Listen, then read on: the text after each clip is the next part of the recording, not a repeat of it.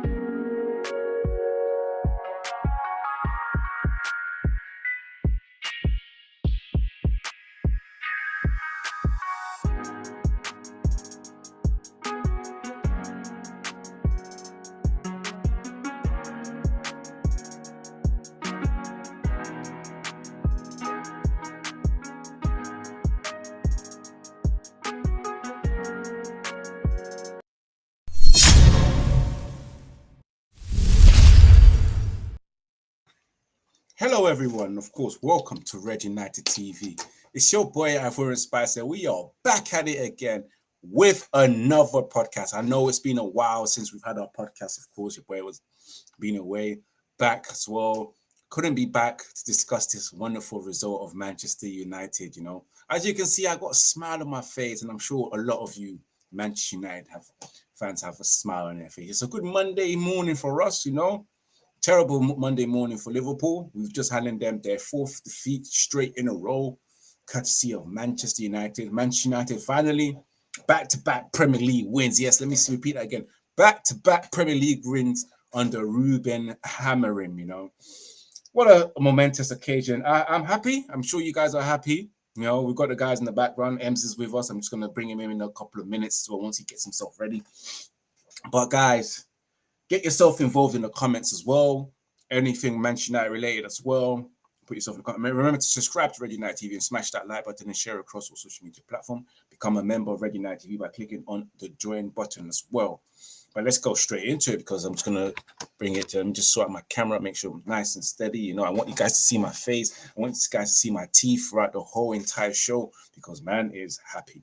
Yeah, I'm happy. I'm a happy guy. You know, can't complain. Happy life right now. Yes. Let me introduce you to Ems. So Ems is waiting in the background. Let me just bring him in. What is going on? Okay, let me click that one. Yes, Ems. I'm sure Ems is smiling as well. You know, I can't expect a frown face, especially after Manchester United beating their biggest rivals, Liverpool, you know. At Anfield, after 10 years. After 10 years, guys, let me just express it again. It's been 10 years since Manchester United have won at Anfield. Let us just take this moment to just enjoy this, guys. You can be as shameless as you can because we don't get the W's. We do not get the W's at all. Big up to Ems as well. Ems, first of all, let me ask you, as I always start the show, how are you? How was your weekend, my brother? Yeah, it was good, man. It was good, man. It was quite chill. Yeah, good weekend, man. I can't lie. You know, the result made it much sweeter. But yeah, it was all right. Yeah.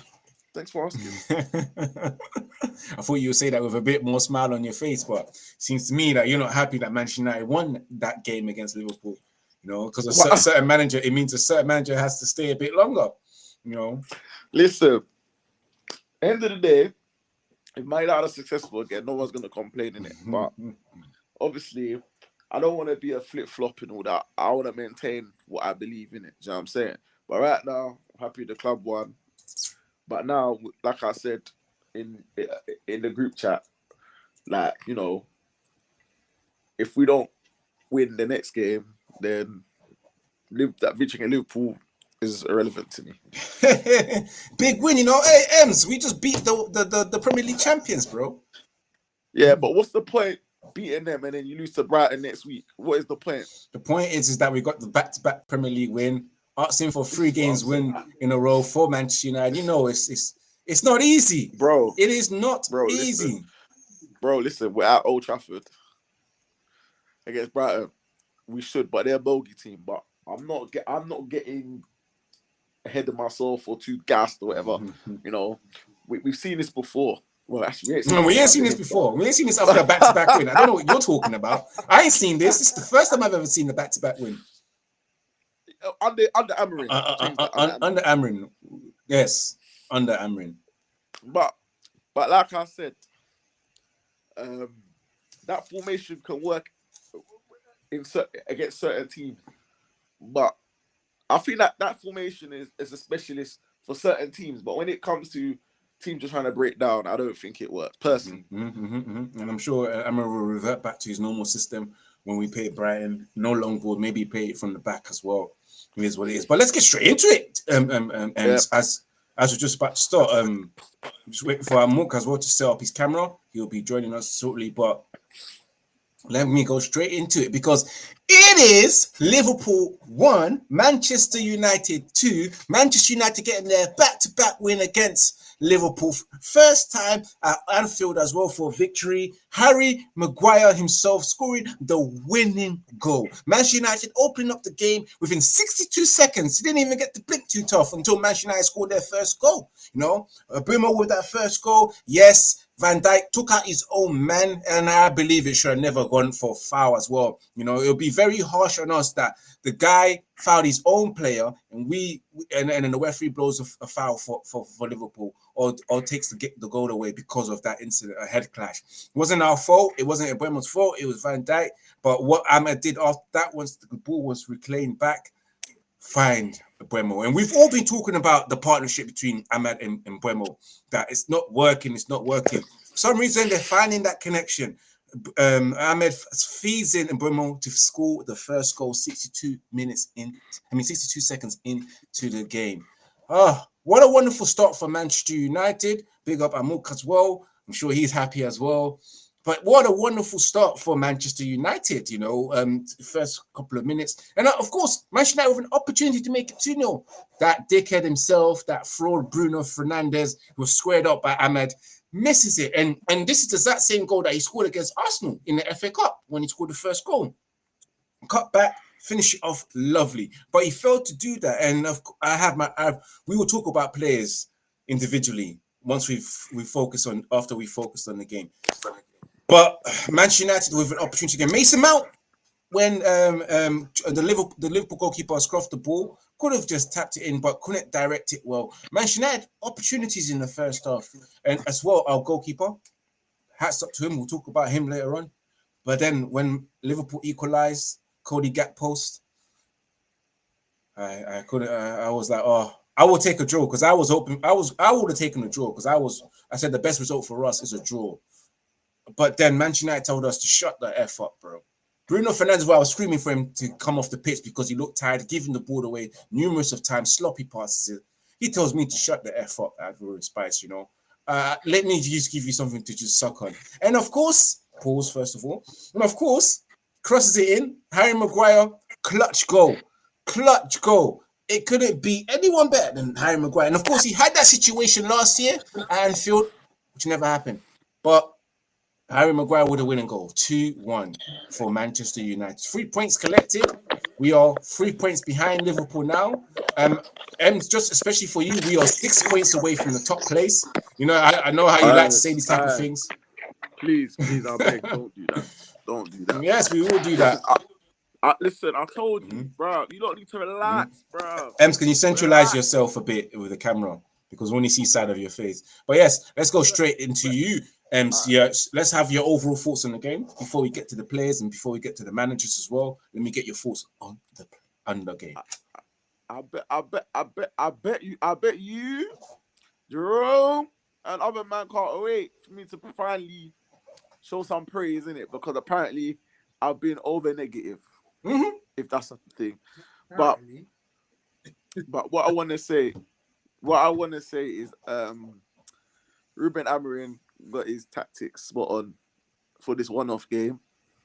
I feel like, you know, I had question marks why we're starting a mini fridge and a fridge at the back, which is De Ligt and Maguire, which kind of scared me, because I thought Liverpool's pace would, but we wasn't threatened very much. Even though I thought Cody Gakpo was moving like CR7 Prime Mane, bro. It was a bit mad, fam. Mm-hmm. We got away with that. I can't lie, but I do think his tactics were spot on. The front three were a threat. I think Cunha was outstanding. But the midfield too, Bruno and Casemiro, I can't lie, they done their thing. But overall, I reckon it was generally a very good team performance. I don't think I can sit here and say, like, I can pinpoint individual and say this one was crap and all them things. I think generally as a collective, as a team, tactics spot on. I can't even be critical. I think we went to Anfield. We silenced the crowd here and there, and that's important, because Anfield's a very hostile place for where Manchester United come to town. But yeah, man, I was reasonably happy. But now, like I said earlier, that this counts for nothing if when we play Brighton we don't pick up 3 points, because the way I see it, I'm tired of 1 step forward and 3 steps back. So for me, if we can get another 3 points and hopefully we get close to the 5 wins, and my man can cut his hair, blood, because it's getting crazy, getting bushy, blood. Whatever that guy. I don't know what his name is, but yeah, he says getting bushy. Or is bushy, should I say? But yeah, man. Yeah, I think even the most Amorim out fans, that's myself included, right? Yeah. We can't really have too much to complain about the victory or have any like negatives. I think if you're being negative, then that's a proper agenda. I think you just got to give credit where credit's due. Even if you think he's the right or wrong man, you take that in isolation of the game. He got it spot on, and I feel like I do feel the players are playing for him, by the way, but I just don't know if the players are happy with the formation. That's my only like question about about him, if you know what I mean. Fair enough. Let me go straight to Amuk. Let me get your overall thoughts on that wonderful win against Liverpool. Like did say, tactically, I think it was quite good. Literally, everyone was on their feet. For the first time you actually watched Bruno and Casemiro worked in the midfield, like, I'm seeing what they're trying to do. And the keeper, you can't say too much. So individually, like Em said, everyone actually did well. Collectively, and someone that actually impressed me, and I was pinpointing him in the first half. I was like, why is he always there? And that's Ahmad. He was defending too much in the first half. I don't know what the manager's trying to get out of him, but he's starting to show like a little bit of sign and respect when he's passing or the final third. And it was a good watch. It was a good watch. I was happy, as it's almost been a decade, just to see us win. Rooney, when Rooney gave us the last win at Anfield. So it was a good match. Like, you just got to respect the manager. Like I said, everyone wanted him out, but I did say there's something there. I can see it, whatever he's doing, but it's not just clicking. Hopefully clicks. It might be a good sign of clicking, or it might not. We'll find out in the next game against Brighton. As highlighted before, this doesn't mean nothing until we beat Brighton and get free. The players are playing for the manager, and if the players are playing for you, remember we've watched the team play for years. We've seen lazy players, not even putting in effort for the manager. And there's something that I need to say about what's it called? Cunha. Excellent. Like, he showed me the Brazilian flair though, and I loved it. He did show us the Brazilian affair. You know, we've had history of Brazilians not doing too well for us. And let's hope this one actually works out. Jerome, let's move to you. United, though. Yeah. I think he came to stay. It's the ability, the want, the hunger. He wants to please. Like I see a lot, and it's all come about it as well. Yes, he is. Jerome, let me get your thoughts on the game itself. That win at Anfield. Yeah, that was a great win. Like winning at Anfield, everyone knows throughout the history books, winning at Anfield is one of the hardest jobs that United can encounter. Biggest rivals, two more successful clubs in English football history. There was a lot riding on that game yesterday because if we had lost, we'd have had those Amorim out as the Wolves ready to start posting, spamming the chat with all Amorim outposts and all of that. Socials would have been a meltdown. It would have just been crazy. It would have been carnage. But now we won. Things have kind of mellowed down now. Silent mode, isn't it? And that's how we like it. But going back to the game, I think we caught Liverpool off guard with that early goal. Because Liverpool are known for coming out of the blocks fast. There's a saying that if you can contain Liverpool for the first 20 minutes, you might have a chance in the game.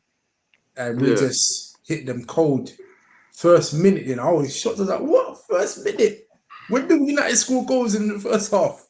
Let alone the first minute. So when Mbemo did that and his celebration, I was like, yeah, we got something's going on today because that celebration was cold. It was just like, what's all the fuss about? Literally. And the Ahmad assist, it's well-timed, quality. See, that's what I like about Ahmad. When he's on his game, it shows that he's got like proper talent.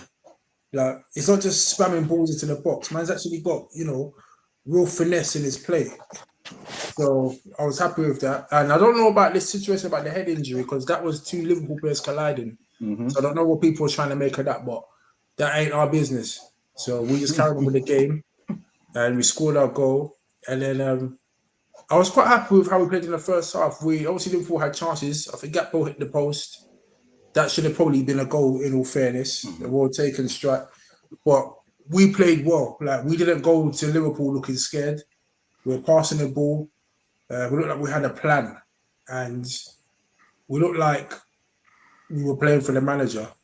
Like, I know you guys touched on that earlier. And it just looked like everyone just put their lives on the line. Like, there wasn't no that people just couldn't be bothered or like not putting the effort in.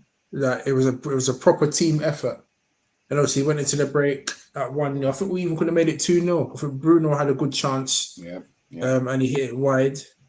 And then obviously we got into the break at 1-0. And then we just thought, let's just try and hold it out. Because even at 1-0 at halftime, I was telling my brother, because we were watching it, I was like, I'm not even getting gassed, because this team, I know we're going to concede.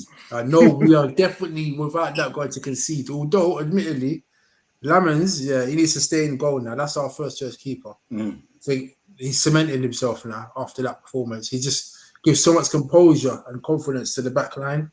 Like, I didn't feel anxious at all throughout the whole game while he was in goal. Like, if that was Onana or Binda, we would have lost that game. I can tell you that for a fact. We would have lost that game 100%. It would have been like 4-1 or something.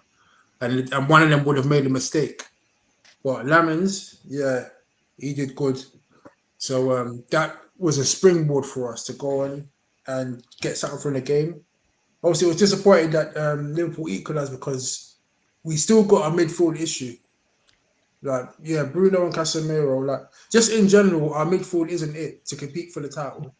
So I was worried about the midfield getting overrun and we just kept giving the ball away cheaply in midfield. Bruno was one of the main culprits as well. And when they got it at 1-1, I was just thinking, let's just, just try and hold out for this draw. Because Anfield's a difficult place to go. And if we went there without losing, hopefully we could use that to take us into the next game. But then we kind of sucker punched them with Maguire's goal. It just almost came out of nowhere. We just went up the other end. I think there was a corner. And then it must have bounced out of the box. And then Bruno just kicked it back in. And then, Maguire was up there. He stayed up there, headed it in, and that was it. And I was just like, yeah, that's it now. We're going to close this game out. As soon as Maguire's goal went in, I just thought like, yeah, this game was done. We've won now. I can't see us messing it up now, because it's almost like we zapped all of Liverpool's energy, because Liverpool had the momentum when they got to 1-1. Yep. And we kind of sucker punched and we got it to 2-1. It was almost like, yeah, we ain't got nothing left to give now. And Liverpool haven't been playing well their last few games. I think that's their 4th defeat in a row in all comps. So we played them at the right time. And yeah, I'm delighted with that win. Like, first time we've won there since, January 2016. That's nearly 10 years. So a win's a win at the end of the day. We rode our luck at times, but who doesn't ride their luck in certain games? Like Liverpool, how many last-minute wins have they had throughout this season so far? So people are still finding their feet.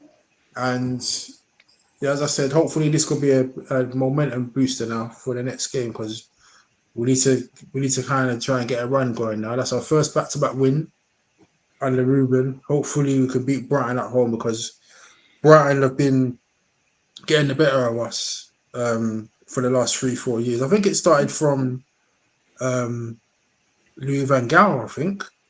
From Louis van Gaal onwards, just been losing to Brighton. So I'm pretty sure we lost to Brighton at home under LVG, or was it Reading? I feel like that was Leicester that we got pammed. I remember Jamie Vardy pamming us. Oh yeah, that was Vardy. Yeah, that was we lost 5-3. I think it's under Eric Ten Hag. Yeah, from ETH onwards, we've just been losing to Brighton.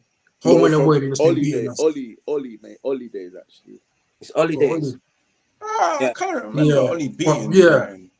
Yeah, but let's put it this way: for the last 5 years, we've been having a difficult time trying to beat Brighton, home or away. So hopefully we can get some confidence, because beating Liverpool should naturally not even just beating Liverpool at Old Trafford, beating Liverpool at Anfield, one of the most difficult places to go. That should give us confidence to beat Brighton at Old Trafford. And we ain't playing no midweek games. We've got a full week's rest to prepare. So I'm not looking at no excuses. So, yeah, we'll see. But so far, I can't complain. It's been a great weekend. Imagine we played last and we just finished it off nicely. What was it? 3 points off third. 3 points away from Liverpool. Yeah. Let me repeat again. 6 points for M's here. 6 points away from top place. You know, and that's the stuff that he likes. You man need to relax. What I'm saying. So 6 points off. Remember, these certain men were giving Amorim 10 games. Amorim did tell them in the press conference, you men that want me out December, you continue your stories. Continue your agendas. After all this, you know, the funny thing is, after all this everyday Amorim out talk, the table doesn't even look that bad when you actually weigh it up and look at the actual games that we've had. Let me ask you a question. Because I don't like the way all of a sudden you got one day win. Yeah. You get one day win. No, two back-to-back wins. Stop it. Back-to-back. 2 back-to-back wins, man. Don't make it sound like it's nothing. You see this? The standards are fallen. Them man are... Standards have fallen. This is who we are. We haven't been challenging for the Prem since 2013. Please. That's reality. Nah, you see, I book another one. That's reality, though. Please. My thing is this, yeah. It took man over a year to get back-to-back league wins. Here comes the negativity. That's not negativity. It's fact. Imagine beating Liverpool at Anfield, the champions. The Premier League champions. No. Hold on. I praised man in isolation in that one game. I praised him. I said he got spot on. But in reality, bro, man has not been a good manager for Man United Football Club. This one win is not changing my mind, bro. Yeah. One win? Back-to-back wins, you mean? Can you get that right? Not wins. You see that? No, but it's like, you make it look like we just only beat Liverpool. We've got back-to-back wins. Listen. Back-to-back wins and against the champions. Listen. I said in isolation, that was a great victory. We've gone to the old enemy. We got the win. But my argument is, bro, a club at Man United, most clubs in the Premier League shouldn't be struggling to get back-to-back wins, bro. You get me? I remember I heard Jimmy Redknapp say it, bro. If you get any manager any manager would be able to get back-to-back wins with Man United, bro. There's no way. Just remember, just remember, this time last year, your manager ETH was doing worse. Oh, here we go. He was 16th. Hold on. Was he not 16th? Struggling to get back-to-back wins. Literally. Hold on. What you got to say about that? Wait, hold on. ETH's first season, trophy. ETH's second season, trophy. Amorim's first kind of, whatever you want to call it, season. Europa League, no trophy. And 15th, blood. That is shocking. That is shocking. That's fault. Man come last year with It's that his fault. 4 points from 4. It came to a broken team. Page 2, blood. That's he came to a broken club. You're not giving no context. Here we go every day. Hey, no balance. Bro, you got smoked because you green no balance. No balance at all, boy. And listen, 3 weeks ago, no balance. 3 weeks ago, you was emotional wreck talking about, I don't know if this can we can take this anymore. I wouldn't go that far as emotional wreck. I was pissed when we lost against Brentford. Be optimistic. What do you say? Be optimistic. Optimistic, bro. This guy tried to ruin Ivorian's first wedding day, bro, by not picking up the points. We have no control over this. What happens in the pitch? So as fans, we got to do this bit. We ain't seen this for how long? You said like a year ago. Exactly. Back. Come on, brother. You're getting finesse. Listen. We ain't seen it. I'll jump on the bandwagon if we get 2 more victories in a row. You're asking for too much. I've always way too much. Way too much. It took us a year to get back-to-back wins. Now you're asking for a next level. 3 wins, 4 wins in a row. Yo, be realistic. What did Amorim put in your drinks, blood? I'm scared. Nah, bro. I've been a Man United fan for a very long time. It's 10 years. We have not competed, bro. I take each game as they come, literally. Really? Literally. Wait, can I ask all you a question? Go ahead. Hand on heart, yeah. Can you see Ruben Amorim challenging Man United for the title? Not winning, challenging. Yes, I can see it challenging. Just like Sir Jim Ratcliffe told me, in 3 years' time. I'm realistic. 3 years' time, I can see us challenging as long as he gets the players that he wants in. The system keeps on evolving and getting better and improving. If it's not, then you can get rid of him. But if it's improving week after week, and we're getting results, I'm sure we can challenge. I'm sure he can do a Mikel Arteta and challenge for second place. Okay, can someone that's watching this channel, can you screenshot Mr. Ivorian's past picture right now? In 3 years' time, we need to see what color his hair is gonna be, blood. Because you're chatting the most right now. Yeah, but he might not be here in 3 years' time. That's what I said. As long as he does well. You know what? I actually agree. I actually think that if Amorim does get the time and is allowed to implement his team and get his own players in, he could actually do something. He could actually do something. Chops is saying it's that alcohol in your glass, Ems. That's making you talk like this. Like this rum and coke, bro. Yeah, rum and coke. Yeah, he's drinking rum and coke. No, I'm not drinking. I think you know what? Only time will tell. Yeah, but in my opinion, I reckon that Sir Jim Ratcliffe could actually end up being right by saying that he's just not gonna sack a manager just because fans like Ems are screaming, fans and journalists like Ems are screaming Amorim out every day. You see my too much knee-jerk reactions ain't good. You gotta give things time. You gotta give patience. You gotta give patience. Ems, and you're saying that a little bit of kind of improvement. Not just how we play. Not just how we play, but just within the club itself, attitude. The only thing I saw, Man United players had no choice. They had to come and show fight at Anfield, bro. No, not even just attitude with the players themselves. We all used to moan about Rashford, Garnacho, this player coming in late, but in recent days, recent months, it's been good attitude all over the pitch, gradually. Like the things that's visual for us to see, let's look into them things as well. Like I said, I'm living the manager. But I don't think my worry and concern is we play against the lower league teams. We're gonna play 3 at the back, fam. That is crazy, blood. Yeah, and my worry is as well, right? We're putting our faith in this guy. Yeah, man's gonna break up what we're used to through the youth and that to play 4-3-3. For a guy to play 3, we're gonna go play 3 at the back. Then when he goes, what's gonna happen? We're gonna go change formation. That's just my worry. But like I said, I'm not here wanting Man United to be relegated or mid-table, and that. I want Man United to be challenging and winning. That's what we all. Well, I hope so. That's what we all want. But if I still got doubt, I've got a right to have doubts, bro. I'm just not getting. You're right. I'm not getting finessed about one win at Anfield, which was a good win by. Oh, sorry, back-to-back win. Sorry, back-to-back wins against champions elects. We need to beat Brighton. Mm-hmm. If we beat Brighton and then Nottingham Forest away, then I'm like, all right, we've got the momentum. But I do think, bro, we can get European competition next year, which I can't believe. I'm not saying Champions League. Under Amorim, you believe? Sorry? Under Amorim, you believe we can get European competition? Conference League. You said European competition under Amorim, yes or no? Conference League football under Amorim, probably. Mm-hmm. Okay. Conference League. At what, best. Europa League? No, Conference League at best. Mm-hmm. Let me just stop you guys there, and of course, we got a bit sidetracked, but let's move it straight to the players, of course. Let's talk about the goalkeeper, Lammens. Ruben Amorim spoke about Lammens after the match, saying that he was really important. Sometimes it is a little bit of luck because they had 2 shots on the post. They can change the narrative, the way you see the team, the goalkeeper or whatever. So we have to understand that. But he showed a lot of character, a lot of quality, and we win. Also because of Lammens, big save, especially that save that was classified as offside by Alexander when Alexander Isak scored.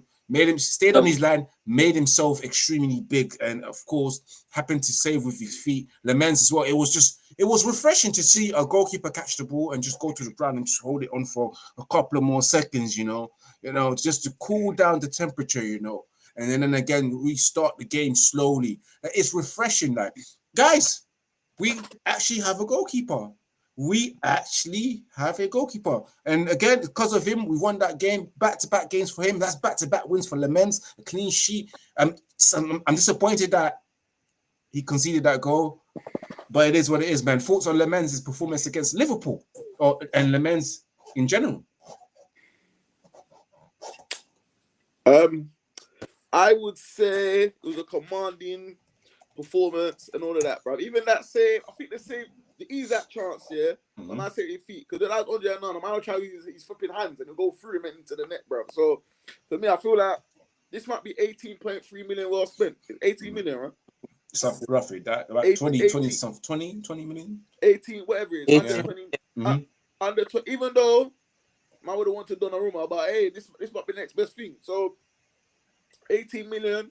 He's been. I think he's been composed. He's been decisive. He's been commanding. I can see the communication. Like man, been there 2 minutes, and man is like owning the penalty box. Man's coming out for crosses. Man's kicking it long. If you have to go long, he's kicking it long. Left foot, right foot. I feel like with Onana, everything looks erratic and panicky, bro. Even when he makes saves, you're like, hey, you know what I mean? Like, no, it's true, bro. You seen when he makes saves, I saw one time he made a save and the ball looked like it was bending that way. It's meant to go that way, and it's going that way. And I'm like, what's all this? But this keeper, Man United Football Club never buy. I don't want to discriminate, but never buy African keeper again, blood. We can't do that. But Lammens, man, he was solid, man. Let's hope we keep doing it. I don't want to gas him too much, man, because bro, I don't want to, overhype him. Let's just keep him level. Because I don't want no next game and then man's doing a Taibbi, bro. The ball's going through his legs and that. I just want, an assured goalkeeper, and he showed me. So yeah, I'm quite pleased with him so far. He's 2 games in. I mean, what's your thoughts on Lammens' performance against Liverpool and in general? I think it's a very good keeper, and his attitude for young people is very good, very intelligent. Like, he reminds me of Van der Sar in the sense that he likes organizing his defense. And you see the way he comes forward, even the grips, and like determination. I like it. And even though I feel like it did like 38 shots out, which he plays long ball from the.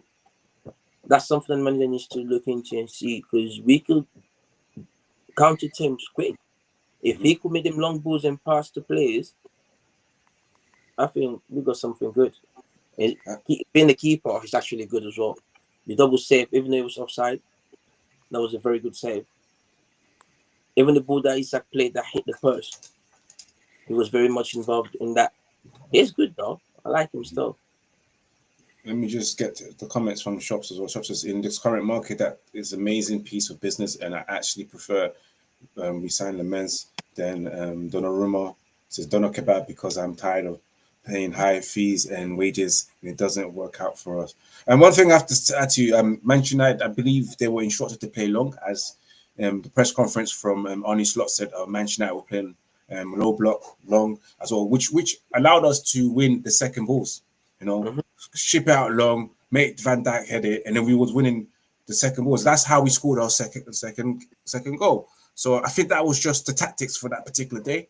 I'm sure he can play from the back short, because we saw that against Sunderland as well, building from the back from Lammens and also finding a goal. Again, the goal that Mason Mount scored started off with Lammens playing short, and then they made about 19 passes until Mason Mount scored that brilliant goal. So yeah, no, I'm happy. I'm happy with this goalkeeper. You know, from when I saw him play against Sunderland, the saves he was making as well, and making himself look big. And one of the great things is that he's tall. He's tall. He covers that goal really well. So he's intimidating to players as well when you have a 6'4", 6'5" goalkeeper, and as well, good with his reaction. And he's not erratic. You know, he takes his time. You know, he calms this game down. And like Jerome said, we wasn't nervous here with him goal. I didn't feel nervous with him in goal. I'm sure you guys didn't feel nervous when he was in goal, compared to if Bainda started or Nano started, he was probably with that back three, Luke Shaw, Harry Maguire, and of course Manchester Lit, especially when they played against Manchester City, the way we got destroyed, that defense got destroyed. But I was calm, I was fine, and I'm liking this keeper, you know. Yes, he's Peter Schmeichel's in disguise, man. Jerome, let me get your take. Yeah, hugely impressed with Lammens, because I ain't gonna lie, at the start I wanted us to get an experienced keeper in, because you know United is just a high pressure cooker, in it, especially the goalkeeper situation. But in hindsight, I think we made the right choice, because Martinez would have paid 30-something mil for him, and he's 34.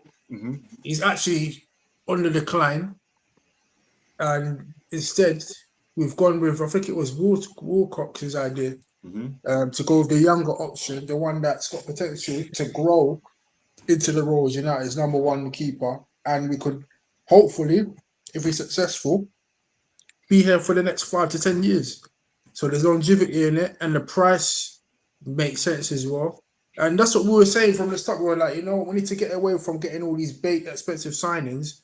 What we need to do now is focusing on our scouting network, making sure that we're able to pick out gems for good prices and coach them and build them up, like what Arsene Wenger used to do at Arsenal. Like, get players in for cheap and develop them, as opposed to just like getting all these clubs rich. Like, for example, say Brighton, like getting Belabor for 110 or 120 mil when they bought him for peanuts. We need to get our own Belabor. So I'm happy that we've got Lammens for a bargain, and long may that continue, because his confidence must be through the roof now to be playing like that at Anfield. Because there was talk of he's not ready when we were playing Man City. Was it Man City away? Or was it Chelsea? It was one of those games where they decided not to start him, and they put Bainda in goal. But looking at it now, we should have just put him straight in, because he looks like he's got the temperament to be in goal and handle the pressure and stay composed. And he just doesn't look like timid. He looks like he's got a presence. So that's why people are saying that he's the next Schmeichel. I know some people are saying that he's similar to De Gea, but I reckon I see more Schmeichel than De Gea in him, because he makes himself big in the goal. So yeah, man, it's exciting times, man. It's one of the few positives that we can take from this season, that we've got a good. It looks like we've got a good goalkeeper. Obviously, it's only 2 games in, but you couldn't ask for more for his start to his United career and the games that we've had and the situation that we're in. It's not like we're a team challenging for trophies. We're a team trying to build up. So for him to come in this environment and thrive like that, you've got to give him huge respect. And he's like only 23? Yes. So, and first time in the Prem. Like, the Prem ain't easy. And to go to Anfield and do that, yeah, huge respect. Huge respect to Lammens, man. Let's talk about Brian Abumo, performance and Matches Cunha as well. Matches Cunha, I don't think he had the best start in the first half, but in the second half, he was absolutely immense, especially with his ball holding up skill, ball hold up players as well, and bringing players into action, and as well carrying that ball forward and winning a lot of fouls. And towards the last 10, 20 minutes, well, especially for a player that has just come from international duty, flown a lot of miles, still showing that energy that he can fight and all the way to the end. And Bumo, that's his second Premier League goal, his fourth Manchester United goal as well. I think he's the top goal scorer for us as we speak right now. No one else has probably scored more goals than Bumo overall this whole entire season. But again, showed these qualities, and I love the attitude of these two signings. You know, if this was Marcus Rashford, Alejandro Garnacho, the selfishness will just I can imagine Alejandro Garnacho taking shots from long range where it's not on, same as Marcus Rashford running into walls. Whereas these two players were extremely effective against Liverpool. It gives me great pleasure to see players who are hungry and have the talent to fight for Manchester United, especially in these big games, and don't hide. And that's what Cunha did. He didn't hide, and Abumo didn't hide. Cunha constantly wanted the ball, not running away from the ball, even if he loses it. Just continue to just tell the players, pass me the ball, I will do something, make it happen. And again, it worked. It worked. Hats up to the manager. He got it right. You know, he decided to not start Šeško and told us that Van Dijk and Konate, the type of defenders, they love the contact sport, you know. But what he decided to do was to get players that will stretch them out, you know. And it was effective and it worked. But yes, I'm happy with those two, Cunha and Abumo's performance. I want to get you guys' takes on players as well. Anyone can start. Yeah, Cunha, he was absolutely immense. Like, he's definitely up there as one of the man of the match. I know obviously we'll get to that at the end, but even though he didn't score or assist, he was an integral part of how we played and how we fighted for every ball. It's almost like his energy and enthusiasm, it just spread across the team. Like, that's what we've been missing, that fighting spirit. So he doesn't even just have the technical ability, he's got that fighting spirit and, you know, that never give up attitude. And that's some of the leadership traits that we've been missing. So I'm just delighted that we managed to get him and that he really wanted to come to the club. And with him now, it's just all about him getting a goal now. He's doing everything that's right, just get that goal. But yeah, he stood out for me as one of the key performers. I know people have been saying that like we don't usually do well with Brazilian signings, but so far, Cunha might buck that trend because yeah, he seems like he loves it at United as well. Like, he's one of the signings that we've been saying that we want to get players that really want to come here, because he could have gone to a club doing better, but he decided to come to United even though we finished 15th and lost the Europa League final. We just thought, no, I believe in this project and I believe we're going to develop in the future. I've got age on my side and United can pay me a decent wage, so yeah, why not? So yeah, man. I ain't got no complaints, and I'm happy that we signed him. Yourself, any particular players that you would like to highlight, or you would like to talk add on to what Jerome said? I'd say I'll big up Matthias de Ligt. Solid. I think he was immense, and he played a position that's a bit awkward for him because you know you have to go into channels and stuff. I know he'd rather play in the centre. I'll say he was immense. And big shout out to Mr. Harry Maguire. I'm not his biggest fan, as you know. But this is probably his type of game. Heading the ball out, attacking the ball, everything. So I'll shout out Delete and Harry. I'll shout out the whole back three because people have always questioned all three of them.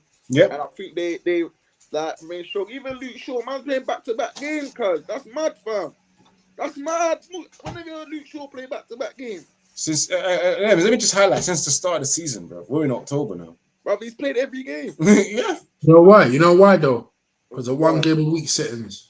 I guarantee you, if we were playing in Europe, traveling on planes, getting coaches, Luke Shaw would have been in the treatment room 2-3 months out with a 5-string. Trust me. So I have to big him up. But yeah, I would say, obviously for me, Cunha was immense, man. The way he took the ball, like held it, everything. Yeah, but I'll tell you, I'll big up the back three. I think the back three were a unit, even though I'm not sure about them, but they were a unit. So you got to beat them up. No, I don't know why you're laughing. Like I'm just, you know what I mean? I'm being balanced. Being balanced.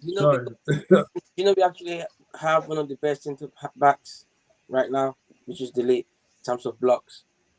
Oh, I thought you meant one of the best centre backs in the Premier League. I was gonna say, oh, strong. No, he's in terms of defensive. What's it called? Delete's up there. So what we do? Oh, we're doing stats, not eye test now. We're doing stats. Both, man. No, stats and eye tests. You could disrespect anyone, but not Delete. I'm not disrespecting. Like, I like Delete. It's a good defender. I'm happy to have him. Doesn't this all tell us all that how important having a good keeper is? Do you watch other team play? Do you watch United play? Trust me, having a good keeper makes our defenders play better. Yeah. Give them the confidence. Yeah. I think a hallmark of a good team starts from the keeper. If you get a good, competent keeper, the rest will follow. As you can see, the rest follow. Yeah, literally. Because now we're talking about Maguire getting new contracts. Nah. I'm not gonna lie. Yeah. Nah, that we shouldn't do that. That can't run. I see shops in the chat asking. I think, they shouldn't extend it. They should just release him. We need to start looking to the future. Yeah, we need as much as United fans get attached to players, like we can't be doing that if we want to be successful. We have to know the right time to let players go. You can still support them at another team. But what if that player wants to be for United? We need to move forward. What about being like, back in the days, players want to play for one specific club till they retire. What if he wants to? That's what he wants to do. But I'm saying, bro. Are we looking at the comment that Shop said, lad, would you give Harry Maguire a new contract? No. Is that what you're talking about?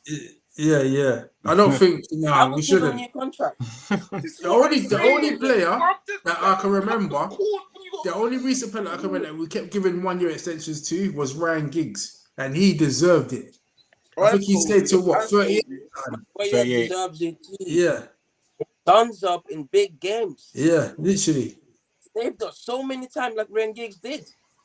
Giggs did it a lot though. Who saved us like Ryan Giggs? Sorry. I'm just saying Giggs did it a lot in a different type of player as well. But Maguire has always been there when the club needs that huge figure. The clutch goals. Leon. I'm being honest Atletico with you. Bilbao. Like, come on, man. We could laugh. Yes, defensively. But if you want, like I said, all we can do is improve the defense. But I'll give Maguire a 1 year contract though. With a wage reduction, right? Yeah, that suits whatever the new ownership is going to do. You know what I'll do? I'll get everyone to get a card, say goodbye, or sign it, and say, well done for your 7 years. Move on. It's send off anyway. I think actually people actually like Maguire. He's a likable character. Like but I'm not the likable characters don't win you titles, bro. He actually does need to go. It's giving you trophies. They're giving you FA Cup and the what's it called cup. He's still not happy about it, bro. The thing with Maguire, Maguire will come up and give you some important goals, and then you'll see situations like Brentford, and then that will just remind you that to the finals, you know. You see you, man. Yeah, you don't know when to cut the cord when it's time to cut the cord, bro. Yeah, that's not me, fam. Like me, I want us to be ruthless like Man City. Exactly. Like Man City are letting players leave their club that will walk straight into our team, and we're holding on to dead wood that can't even get into the top 6 squads. Bro, I want players with pace, bro. What happened at Man City where man was running with the fridge on his back? I cannot forget that. Yes, Haaland's goal, innit? Yeah. Bro, You just have to Happens, just look at the Brentford goal. It happens. The Brentford goal. But Where he was he's facing improved, back. though. He's improved. exactly. He's improved. Wait, what? No, not just one. Just this season itself. Yes, he got smoked against Man City. And the Brentford He one. got smoked at Brentford the as well. one. Yeah, because he's slow. He came across faster play. I think the thing with Maguire is that the system has to sort of babysit him. He can't look after himself. He needs help. But he's not a bad I defender. want us to play a high line, He's not a bro. bad defender. Not with Maguire, man. We can't play him high line with Maguire. No, man. I don't want That's him definitely passing. not The gonna manager needs to build his team. No. But me, past that will give me an extension. If you want to be a cheerleader on the bench, become captain, but he's not playing. Yep. I think. Yep. One last season, help motivate the youngsters because you love the club so much. Help motivate the youngsters for one last season. Yeah. Like Mr. Ivorian did say. So, if Maguire was to stay, which I don't want him to, he needs to They need to half his wages. Yeah, he earns like 190. He's not staying. He earns 190. And then let me add to it because of course the manager spoke about it. He said that Harry Maguire is really important for us. He was really important for us today. He's a great example on that. Everything that he has been through, it's a good example for every kid, like Amok was saying, for the youngsters. It's true. And now he has to recover to be ready for Brighton. Seems like he's important to Amorim, so there could be opportunity of an extension. Okay, but then I see him do a dumb shit. He probably slip. He's slipping their score, blood, or some shit. I've seen it before, bro. I don't blame you. No. I would want Manchester United to move him on at the end of the season. But if we have problems in terms of maybe we're not going to prioritize centre back and prioritize another department and keep Maguire on for 1 year with a reduced wage, I agree. reduced wage and a reduced role as well. I agree. Which allows someone like Lenny Rowe to be full time in the starting lineup and all that kind of stuff. Then cool. And Aiden Heaven to step in. I agree. If he can stay. If that meaning that we have to use that money for centre mid, as Mr. Ivorian says, then I have to go for it. But bro, do you know what's pain in my heart? Yeah, the fact that Kobe Mainoo can't start, bro. I just don't understand. Like it's like raw. We're actually gonna let Kobe Mainoo go in January, bro. That's actually mad, I don't understand the manager for that. I don't understand the manager. Gets a yellow card. And I look and I say, who's that? Ugarte. This guy can't pass Windery, man. That's because yesterday was quite good. But to answer your question, to also answer your question, Amrin said Bruno's his direct competition with Coleman Mainoo. So that means he's not going to play. He's not going to play because Bruno will play every single game, you know. And it's Garte and Casemiro who are battling for their position. You know what? Yeah, I generally think this is probably Bruno's last season, and then Kobe Mainoo takes the helm. I don't think Coleman. Kobe Mainoo. He probably wants to get in the World Cup squad. And yes, he'll go on loan. He'll go on loan. That bro, return back.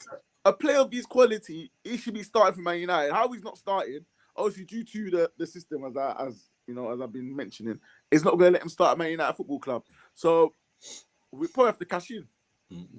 Now I hope no. I would be very against the club to sell Kobe Mainoo, and then I'll also blame the manager too. Yeah, but he's the reason why. Yeah, I can't agree with. I can't agree with Mainoo getting sold and Bruno staying.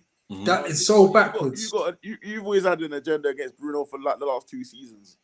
No, I've kept it real with the Bruno situation. My thing with Bruno is that he disrupts any sort of consistency that we have in controlling games. And I think if we move on from that, we've got a better chance of being more consistent in games. And you could see that from yesterday's performance. Yeah, but Jerome though, who got the assist for the winner? Yeah, that's what I'm saying. It was up and down. You can't argue with that. It was up and down. But you're missing the point. Yeah, he got the assist, but he made a lot of mistakes in that game. Yeah, he did. If we have someone that's able to control the game and give us some consistency, then maybe we'll be able to start challenging for premiers. But if we've got someone that we're playing, because we're playing through Bruno, if we're playing through someone that's erratic and gets you the odd assist or goal here and there, you're not going to truly challenge. Yeah, but Jerome, my thing is this formation is exposing his weaknesses, bro. But he's good. But didn't Bruno play in a 4-3-3 under ATH? bro, let me finish. Go on. This system specifically is showing his weaknesses. Yes, he gives the ball well, but at least more often than not, when he was playing in the 10, Miles giving the ball where needlessly in the final third, I can take that. But man's now in the danger room, centre mid, bro. If you do not control that ball, that ball goes under your feet, bro. The team could go the other end and score, bro. So right now, him playing. No, I don't agree with that. The reason why I don't agree with that because Bruno doesn't stay in position. That's why we're always gaping wide open. Do you remember us getting run through on the ETH? Yeah. It's in that midfield, bro. With Bruno in it, bro. Bruno just vacates any. Basically, Bruno, you could put him in a 10, you could put him in a 6, but he will just be anywhere on the pitch. That's why Ollie gave him a free roll. That's why Ollie gave him a free roll. He said, you know what, you just do whatever you want because you don't listen to instructions anyway. You don't stay in the position that asks you to stay. Just do what you want. That's my thing. That's why I think it's time to cash in on Bruno. I genuinely use that and actually getting some midfielders. I genuinely believe this is Bruno's last season because the way the club was saying, oh yeah, you can talk to other clubs, in the summer. If you want to talk to Saudis, talk to them. If you want to leave, it's cool. If you want to stay, it's cool. Definitely. This time it's like, yo, you're 32 now. Manu wants to play. We want to buy another midfielder. The way we were going, this is your last season, man. Go and speak to the Saudi club. We're going to tell you to leave now. And you can go. I know this probably hurts Red A team because when he wrote Bruno's last season, are you mad? Exclamation mark, don't piss me off. The live was going so well, kiss my teeth until you mentioned his favorite player. No, honestly, Bruno to stay. Okay, I'm gonna say this. Again, at what cost? At what cost? That's the question. You want Bruno to stay, but at what cost? To the detrimental of the team's consistency in terms of keeping the ball and keeping the ball ticking and maintaining possession in midfield? All I'm going to say is this, if Bruno stays and Colby gets sold, then this club ain't going nowhere fast. I'll tell you that for free. I don't know if those guys fast in the first place with this guy, but yeah. Well, right now, it's back-to-back wins, small steps, but if we're still playing through Bruno in 2026 and you got Manu going to places like Real Madrid or Bayern Munich, then this club's finished. I'll tell you that. Even Barcelona. Yeah, even Manu is that good. Because top clubs are looking at him. They're licking their lips right now, saying, "Oh yeah, Kobe Manu available." All right, then what on that? The club knows. Everyone knows. I'll have some of that. That's what they're all saying. But guys, and I just think so. Just one more thing. I just think that the issue that we have is that there's a Portuguese bias that Amorim has with Dallo and Bruno. If we didn't have that Portuguese bias, then maybe Bruno would either be on the bench or he'll be playing in the number 10. Well, guys, before we end the show, as we're coming close to the hour mark, let's go around, get your man in the match, and then we go for final thoughts as well. Let me start first. My man in the match. Can't believe it, bro. Harry Maguire, bro. Harry Slabhead Maguire, my man of the match. Don't give the match for me. I don't give a shit if you got an assist. He was poor throughout the whole entire game. Listen, papers don't cover the cracks, with me, bro. Get me. Papers over crack for Shops, Shops loves the papers over crack when it's Bruno's performance. He said it in the group chat, and the Red A team saying that, he can forgive Bruno because of the assist, but when he plays shit, he doesn't. He still forgives him. So what's the difference? And when he says it doesn't mean nothing to me, it's a pinch of salt. Like, we can forgive him because he got an assist. But when he doesn't have an assist and he gives the ball away, are you forgiving him, a Red A team? Are you forgiving him? No, yes, you are. So don't tell me no nonsense, bro. But yeah, donkey of the match, Bruno Fernandes. He was shite throughout the whole entire game. Like, despite the assist, that's nothing. That's what Bruno does anyway. Bruno plays shit and gives you an assist. But I'll talk about performance. I'm not here to talk about GAs. I'm here to talk about what did you do throughout the whole entire game, through the 90 minutes, not the moment, the 90 minutes. Yes, Harry Maguire, man of the match. Bruno, donkey of the match. Ems, man of the match, donkey of the match. Man of the match. Harry Maguire. Mm-hmm. The donkey of the match. Virgil van Dijk. Amok, yourself. Yeah, I would say man of the match for me, to be honest, I would say Cunha, just in the second half, what he did.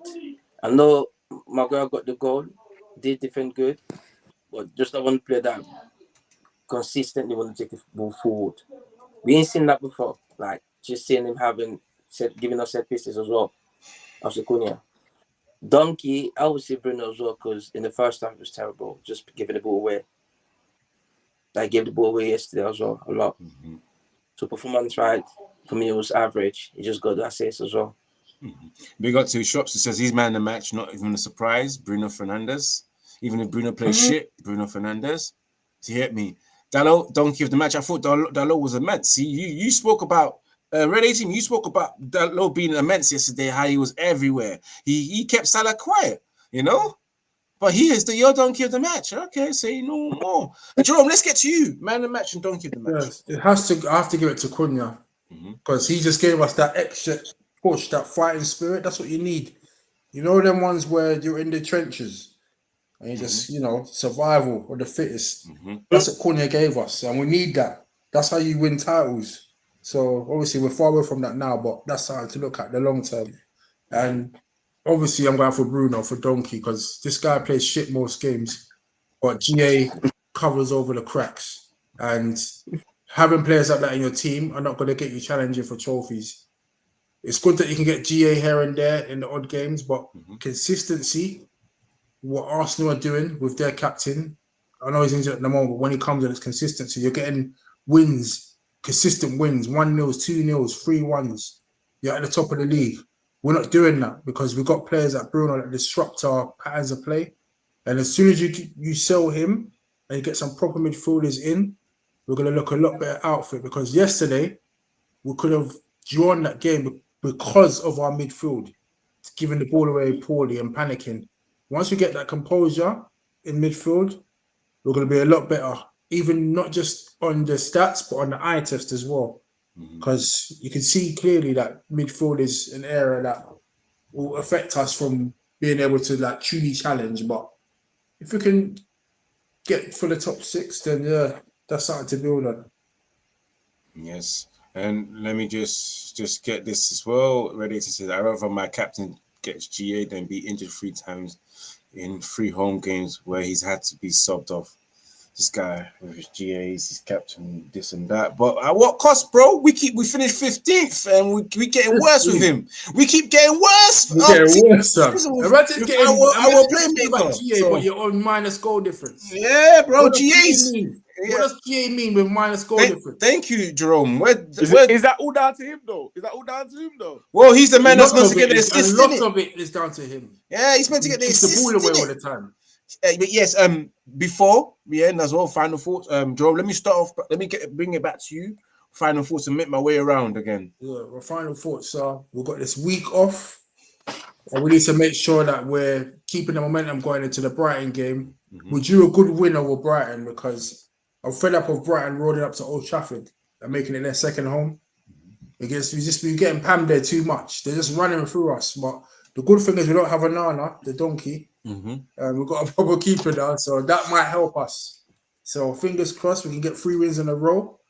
And that guy that's growing the afro, he can get close to that 5 wins. I don't think that's gonna happen, but hopefully. And if it does, then all those Amorim outers, they need to come in and we need to have a big chat about what's going on. Amok, man, final thoughts. Yeah, I hope the players and the teammates will get to build on what happened yesterday, going forward to Brighton March. And there's a bit of optimism having to win in Anfield over a decade ago. Hopefully the players can use that as motivation to go into the Brighton March because we need it. And it's just like a matter of time. There's something there. All we need is for it to click. But we've seen too many stuff sometimes. But I'm going into this month with a bit of optimism. I could say that. And Ems, yourself, your final thoughts while you're shaking your head. You lot are unbelievable sometimes. Listen, I said at the start, innit? We won at Anfield, cool.